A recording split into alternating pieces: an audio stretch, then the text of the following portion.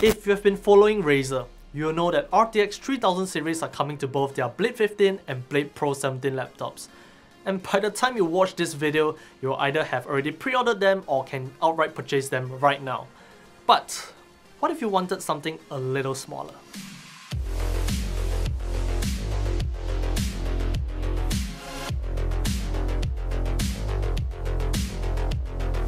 This is the latest Razer Blade Stealth 13, which you can get from Razer right now. And in comparison to the previous model that we reviewed, there's just one key difference. This has been refreshed with the new Intel 11th Gen Tiger Lake processor, specifically the Core i7-1165G7, the same CPU that we are now seeing in quite a number of laptops in this category. And that is honestly the real main difference. It still sports 16GB of RAM, it still runs the GTX 1650 Ti Max-Q for graphics, and even a similarly performing 512GB NVMe SSD. Of course, with Tiger Lake now powering the laptop, you do get a few nifty little upgrades, such as Thunderbolt 4 support on both the USB Type-C connectors on either side, and Razer themselves have implemented newer things such as THX spatial audio with the much improved speakers and the option for an OLED touch panel, which we do have right here. So if you have yet to get the memo, this laptop is in a rather unique and niche position right now, and depending on when you watch this video, it might be in a really awkward one as well. But before we get into all that, let's just touch upon the things that you can expect from this laptop. In Cinebench R2, the Tiger Lake processor is definitely a step above its previous iteration. It was able to score a solid 2353 on the multi-thread workload and well above 500 on the single-thread workload.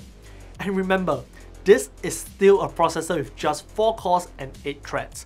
And here it is with a solid and definite improvement with just a slight architecture upgrade. Moving on, we have DaVinci Resolve, and again, there is a definite improvement. The 1080p project took just about 12 minutes to complete, while the 4K project took about 33 minutes. When you take into account that all other factors with the previous Blade Stealth 13 are the same, the difference is honestly quite amazing. Of course, if you're talking about Razer, gaming is where it's at. All the games tested were running at 1080p resolution and high settings across the board with no anti-aliasing. In esports titles like CSGO, you can expect frame rates well above 150, and even more demanding titles like PUBG or Apex will still net you over 60 frames per second. AAA games like Devil May Cry 5 and Shadow of the Tomb Raider are also really enjoyable, and everyone's favorite gacha game at the moment will easily hit the max cap of 60. Temperatures are also extremely well maintained, with both the CPU and GPU hovering the mid 70 degrees Celsius at best, even during extended hours of gameplay. To top that off, the fans weren't all that loud either, which makes that doubly impressive.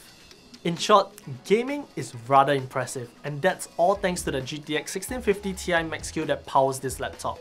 And despite those high-end components, it can still manage over 6 hours of battery life with casual use. But this is also where things gets a little bit tricky. You see, our model of the Blade Stealth 13 with the OLED panel costs 3,299 Singapore dollars, and for just about that price, you can pretty much get the Blade 15 base model with the new RTX 3070. If you want to save quite a bit more, you can also opt for the RTX 3060 option.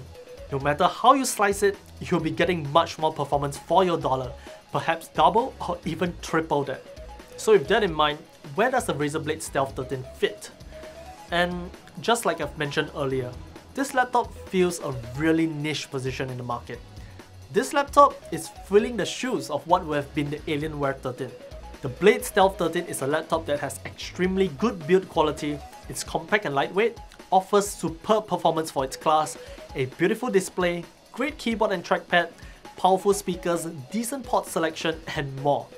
But because of all that, you do pay a premium.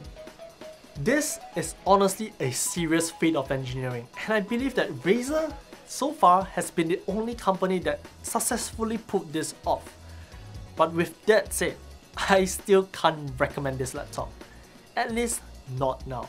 And the main reason for that is because of AMD.